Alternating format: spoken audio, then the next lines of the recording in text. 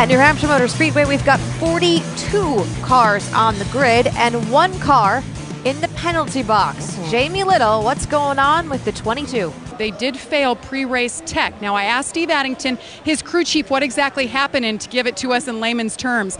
Basically, he said the rear end housing of the car that's supposed to be straight was a little too much out. So what they have to do is adjust that, and they'll do it by a track bar adjustment to make it more square and legal. So they're waiting back there to get approval from NASCAR to be able to bring the 22 car out here on the starting grid. For more on what we're saying here, Tim Brewer, can you help us out here in the Craftsman Tech Garage? I think so, Jamie. What they're referring to is the reference of the center line of the car, the body of the car, and the chassis. What you'd effectively like to do is offset the car somewhat. But the measurement with the tires and wheels on, they're measuring from the frame rail over to the wheel. But in this case, we're going to measure right here to the brake rotor itself. The NASCAR, they let you have just a little bit of variance right there, but Jamie, anytime you get it out of that measurement, they're going to make you move it back because they don't want a lot of offset. They don't want the right side of the tires really sticking out from under the car, giving them a weight advantage, so they're going to make you correct that. As we get closer to the green flag, of course, that's the 22 car of a chase driver, Kurt Busch. Jamie Little,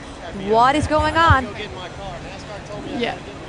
Kurt's not very happy right now. You heard it right there. Doesn't want to talk about it, but the good news for Kurt, he will start where he qualified in 5th. And as you heard, I mean, the car has been cleared through inspection, and he's walking back to it now because it's not down here in the spot where he'll start. And the owner of the 22 car, Roger Penske. He always watches the racers from atop the spotter stand, communicating with his driver, and he's going to talk to NASCAR's president, Mike Helton.